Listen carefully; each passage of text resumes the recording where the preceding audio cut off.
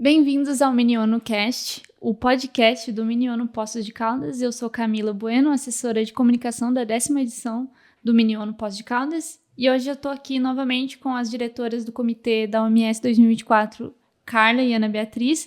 E a gente vai conversar um pouquinho mais nesse episódio sobre temas e dicas também para vocês estudarem e terem repertório para o debate.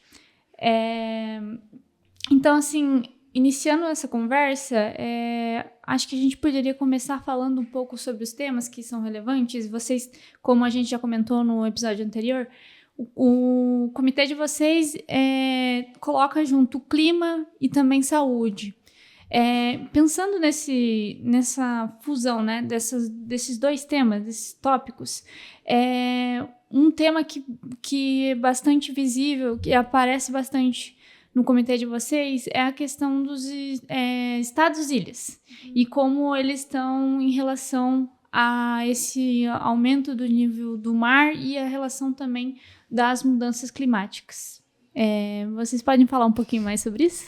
Bom, então, como você já iniciou, né? Essa questão dos países-ilhas acho que está ganhando cada vez mais repercussão, trazendo principalmente essa questão do aumento do nível do mar, que, pelo que eu pesquisei, é mais ou menos 3,3 milímetros por ano que ele sobe. Então, isso para países que estão a 1, 2 metros do nível do mar é muita coisa. Para a gente pode não ser tanta, mas para eles é muita. E, por exemplo, acho que com o aquecimento global, então esse derretimento também de calotas polares, de geleiras, aumenta ainda mais o nível do mar.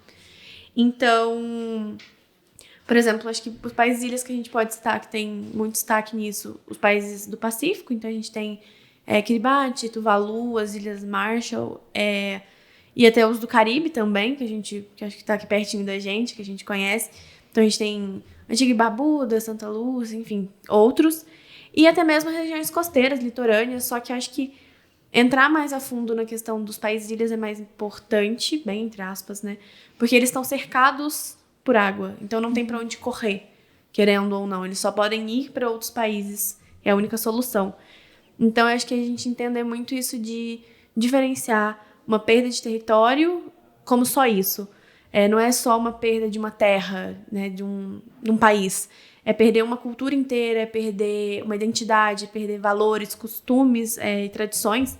Então, muitos desses países, a gente pode ver que eles têm línguas que só eles falam, mas são línguas que são ligadas ao mar, à natureza, a tudo isso. Então, espalhar eles, né, tipo, só evacuar como se fosse simples, querendo ou não, distancia todos eles e a cultura se perde ao longo do tempo.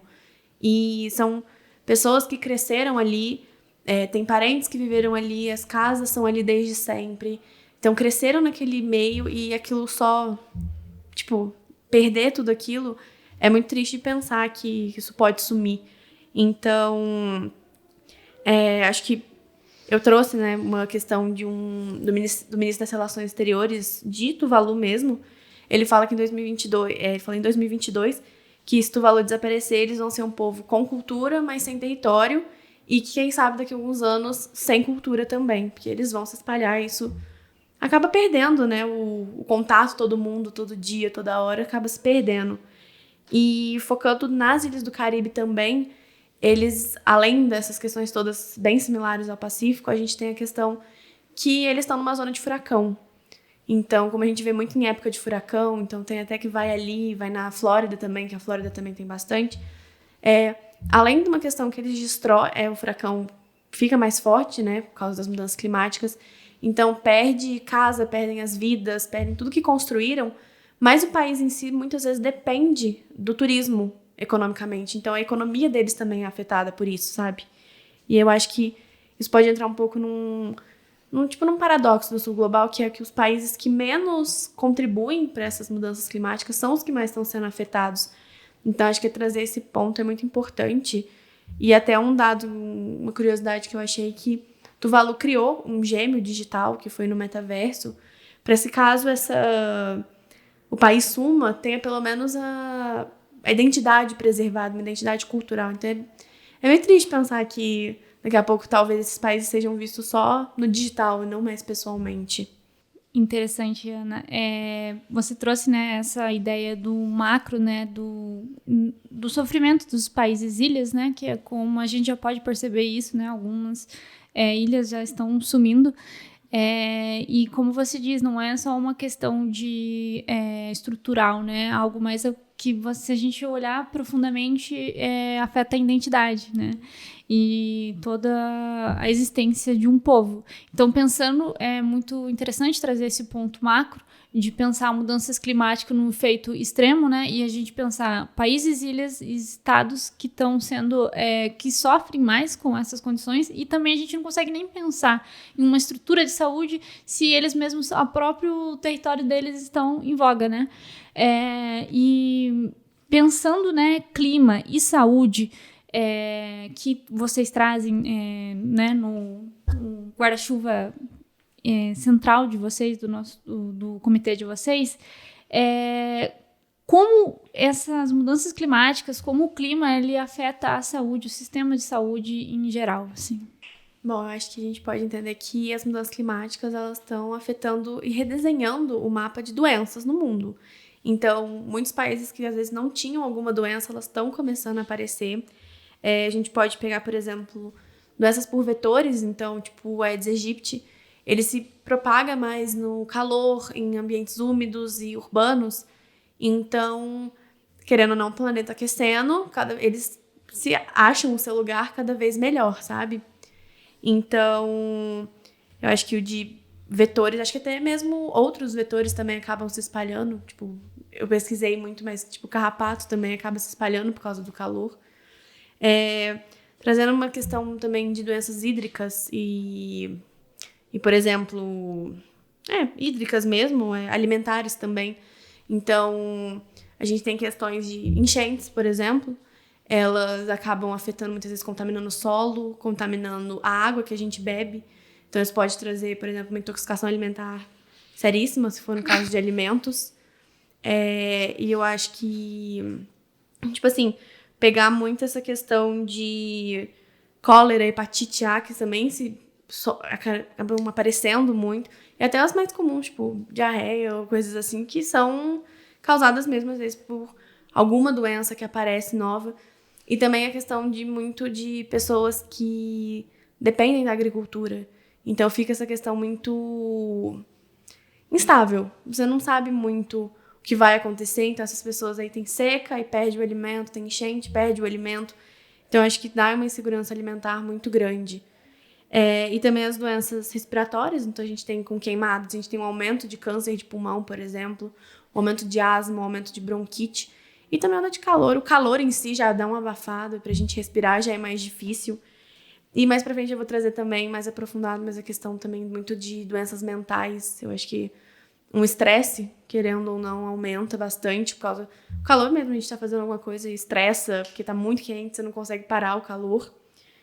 E acho que alguns dados que a gente pode trazer mesmo disso foi que os casos de dengue quadriplicaram nas últimas 2 décadas. E países que nem tinham dengue começaram a aparecer cada vez mais. Já estão numa situação endêmica em mais de 125 países, sabe? E tem um dado também da ONU que fala que pode acontecer em 2030, 2050, 250 mil mortes por ano por causa das mudanças climáticas. Então é um assunto muito sério.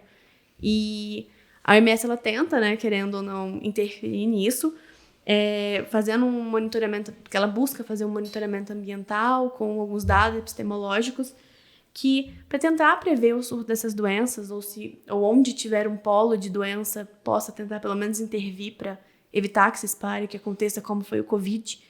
E fazer também, óbvio, parcerias com algumas agências da ONU. Então, a gente tem a PNUMA, por exemplo, a gente tem a OMM, e, claro, também um financiamento e uma cooperação. Ela pede muito essa cooperação entre todos os países, porque está todo mundo no mesmo barco, e um financiamento também, principalmente dos países que são desenvolvidos, para os países mais vulneráveis, que eu acho que é importante isso. Extremamente importante essa discussão, até porque, no senso geral, a gente desassocia questões ambientais com questões de saúde, né? Obviamente, após a pandemia, os noticiários estão cada vez trazendo um pouco mais a questão, mas ainda é pouca. Mas dessa correlação mesmo, né, de o surgimento de vírus e agentes biológicos, levando em consideração a extrema desenvolvimento, extrema urbanização, não pensando no meio ambiente.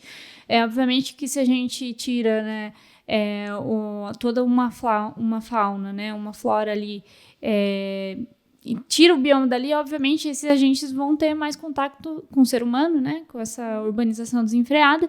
E, obviamente, é algo que também se pensa, né, muito, que pandemias vão ser algo repetidos por essa extrema crescimento econômico, desenvolvimento, não pensando no meio ambiente, né. É muito interessante essa temática, e pensar isso após pandemia é extremamente necessário, porque a gente precisa mudar. Como você mencionou, algo também que a gente não consegue enxergar de fato é de como as mudanças climáticas, elas não só afetam na relação de saúde física, mas também saúde mental.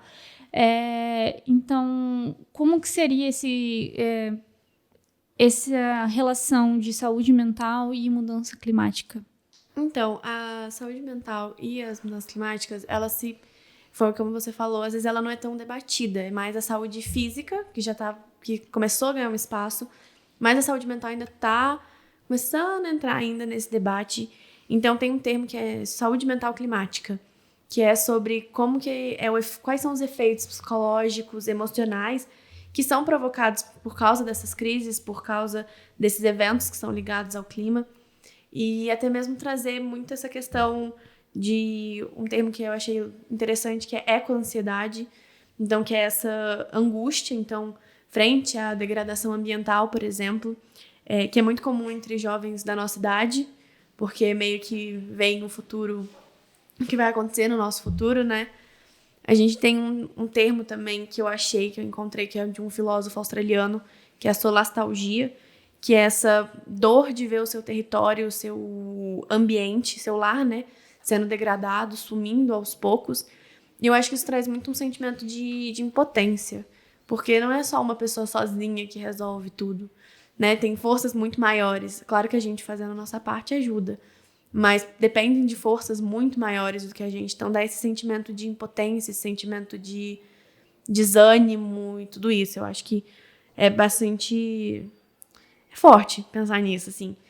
E eu acho que também o estresse pós-traumático clássico que a gente tem, que é, por exemplo, pessoas que saem dos seus lugares, são obrigadas a deixar o seu espaço, justamente por enchentes, por secas, por tudo isso. Acho que gera um estresse muito grande em alguém que muitas vezes, às vezes, tem que deixar a casa às pressas, por exemplo.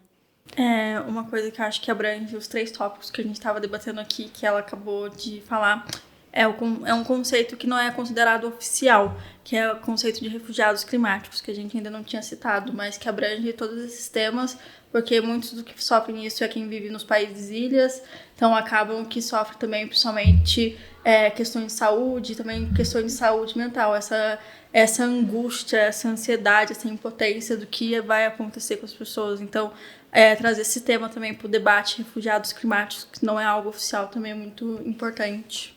Sim, não, essa é verdade. E eu vi uma entrevista de um jovem do Kiribati, na Al Jazeera, que ele fala que é como que eu vou cuidar da minha saúde se eu não sei nem onde eu vou morar mês que vem. Acho que isso é meio forte, porque, querendo ou não, mostra um pouco desse desânimo, tipo, pra que eu vou cuidar disso se eu não sei onde eu vou estar daqui a pouco? E eu acho que quem sofre muito com isso, a gente tem os jovens, que na nossa idade, porque a gente tá vendo o futuro, né, na nossa frente, podendo acabar, assim, né, entre aspas. Idosos, porque eu penso muito na questão de onda de calor, então o idoso sair num calor é muito perigoso.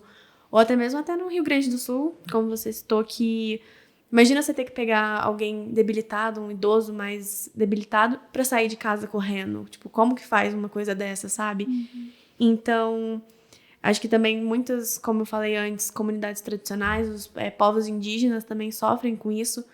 E eles quase não contribuem nada para isso. Eu acho que é uma questão muito maior do que só eles, sabe? E, óbvio, como a Carla falou, refugiados climáticos que sofrem com isso, ter que deixar o seu país, a sua casa, tudo que aprenderam, que viveram de repente. E eu acho que pessoas também da própria área da saúde, porque o aumento das doenças, o aumento de refugiados, tudo isso acaba sobrecarregando eles também.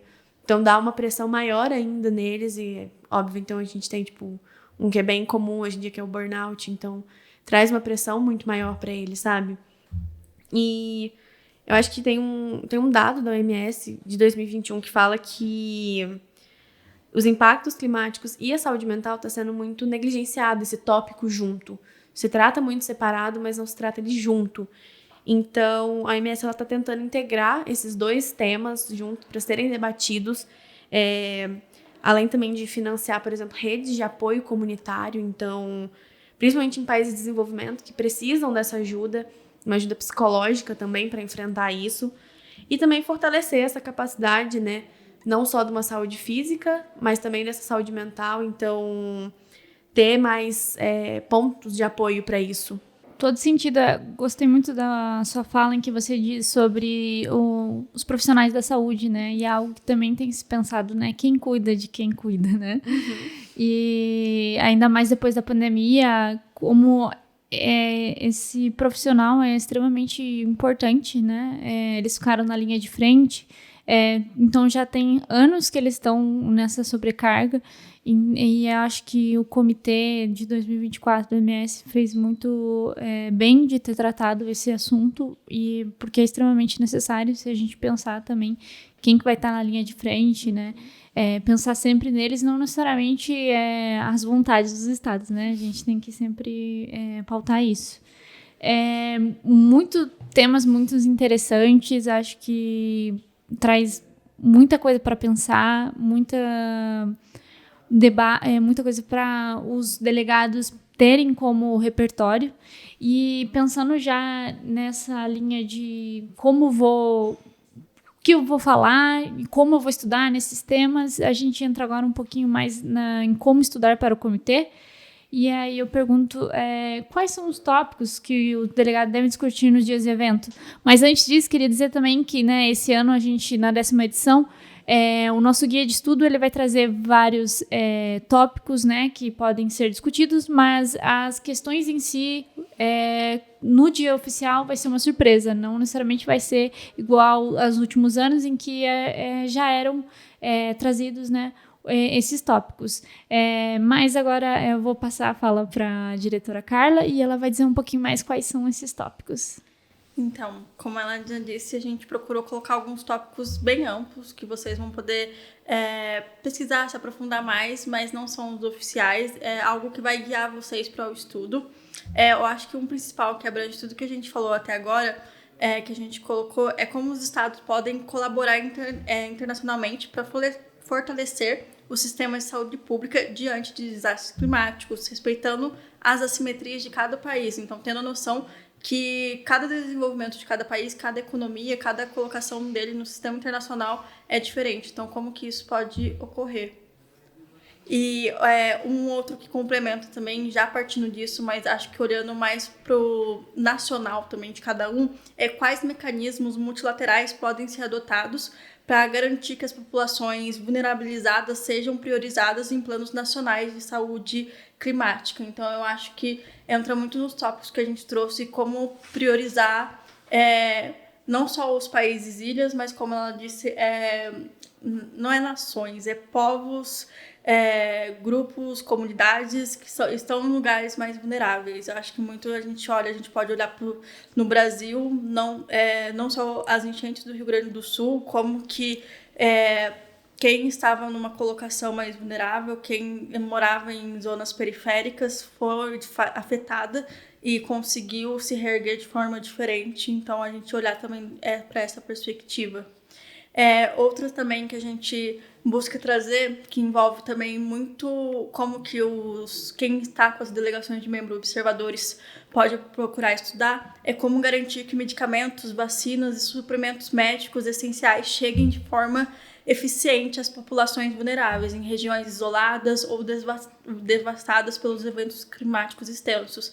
Acho que a gente traz muito esse exemplo do Brasil, porque é algo recente, é algo que, pelo menos por meio de reportagens, notícias, todo mundo teve a capacidade de enxergar o que de fato aconteceu. Então ficou aquele questionamento, como que chegava a ajuda até eles, né? Igual a gente teve vendo que eles necessitaram de ajuda por helicóptero, aviões, e precisou de uma ajuda internacional como um todo. Então, como que vocês podem elaborar isso de acordo com cada delegação? Eu acho que outro tema também muito importante é, diante de ameaça existencial enfrentando por países ilha, devido à elevação do nível do mar, quais medidas sanitárias, políticas e diplomáticas devem ser priorizadas para eles? Então, analisar de fato, vocês, como delegação dos países ilhas e delegações principalmente de países que têm a capacidade de ajudar eles, quais devem ser as políticas a serem priorizadas.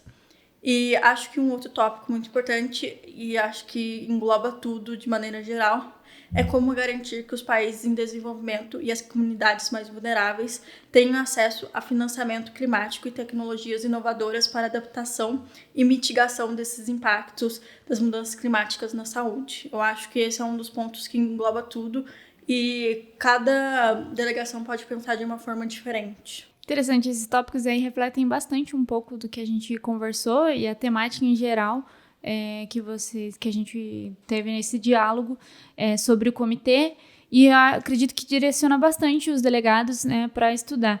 E quais fontes vocês recomendam para pesquisar e estudar o comitê?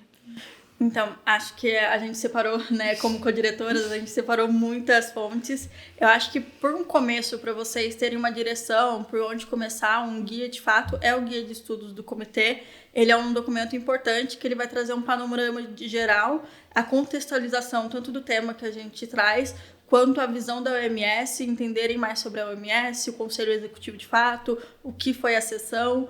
Também tem os dossiês de países que vocês irão representar, ou organizações. Também achamos que é muito importante vocês não olharem apenas os seus dossiês, mas também olharem de outros, porque às vezes é muito importante, igual você, como exemplo, você é um país ilha, você necessita de financiamento, necessita de diálogo, necessita de ações diplomáticas, tanto com países desenvolvidos para financiamento, quanto o apoio de organizações, fundos globais. Então fica muito importante olhar outros dossiês também. Acho que no quesito da Organização Mundial da Saúde, o site oficial é muito simples, é fácil e é em português, então vocês conseguem acessar de graça, fácil. Tem uma página dela que é só sobre mudanças climáticas e tem uma página que é sobre o Conselho Executivo, e dentro dessa página você consegue acessar sobre a 154ª sessão.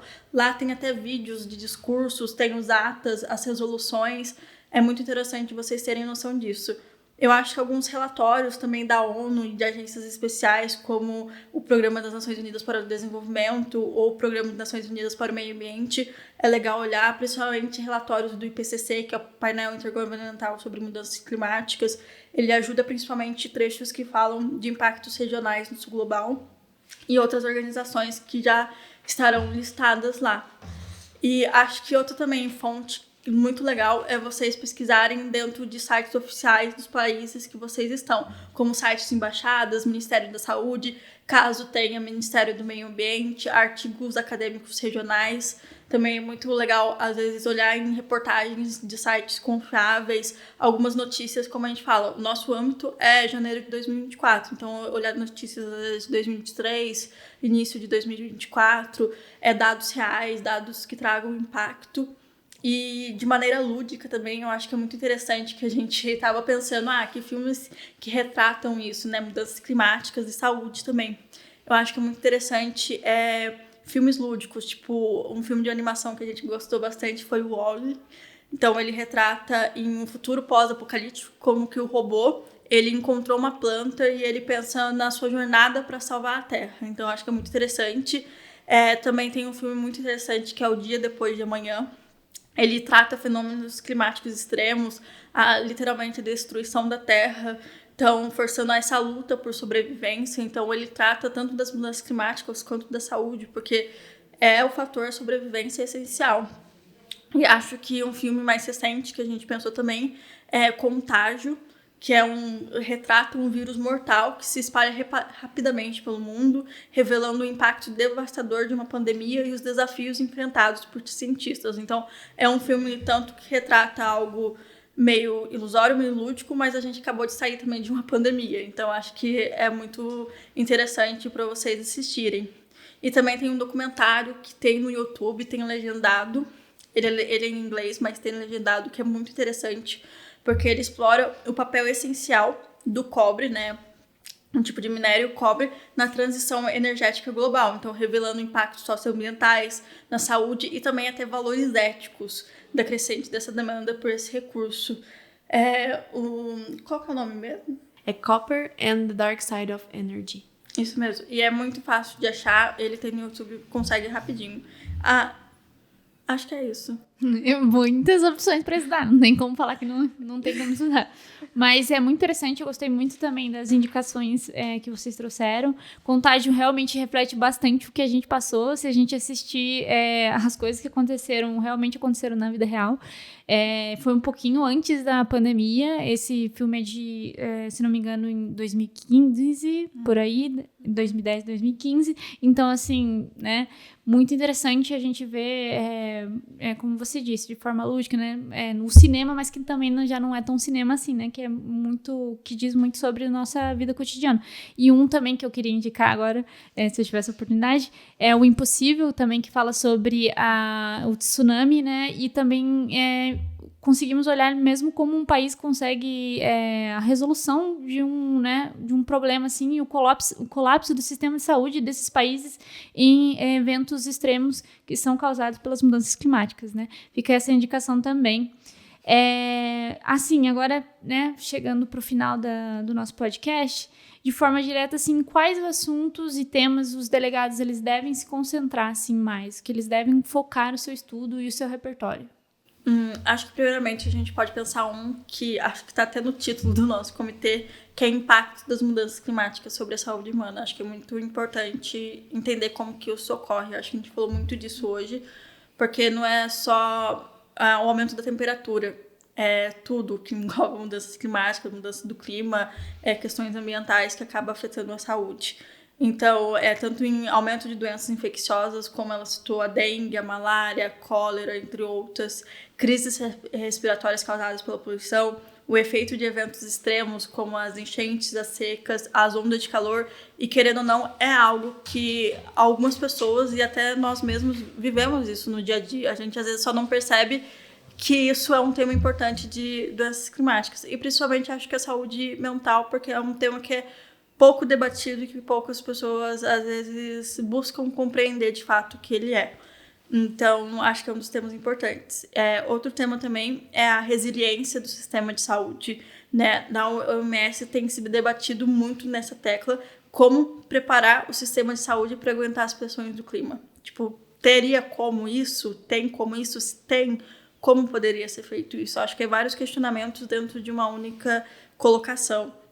Então, vocês poderiam discutir investimentos em infraestrutura resistentes, que sejam resilientes às mudanças climáticas, profissionais de saúde, como ela fala, os profissionais de saúde, querendo ou não, sempre estão à frente, e é um dos pilares para isso. Então, eles estarem preparados também para lidar com surtos imprevisíveis que podem acontecer. E, com certeza, o acesso universal à saúde, um acesso equitativo à saúde a todos. E acho que, por último, a gente pensa também na justiça climática e financiamento internacional. Então, aqueles questionamentos: quem polui mais, quem sofre mais, quem paga a conta. Como a Ana falou, às vezes quem polui mais não é quem sofre mais e nem quem está pagando a conta. Então, esse é um debate que passa além do político, às vezes, chega a ser ético. Então, ficar atento a temas como cooperação entre os países, papel dos países desenvolvidos no apoio do Sul Global, situações de pequenas ilhas e comunidades costeiras. E acho que, principalmente, o que eu falei que foi os refugiados climáticos, trazer esse tema para o debate.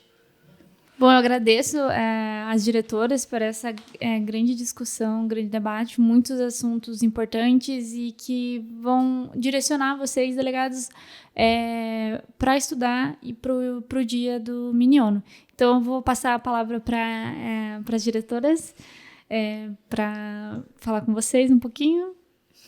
Eu acho que, rapidamente, acho que a gente tem que pensar que na questão da OMS vai ser mais do que números e relatórios e dados.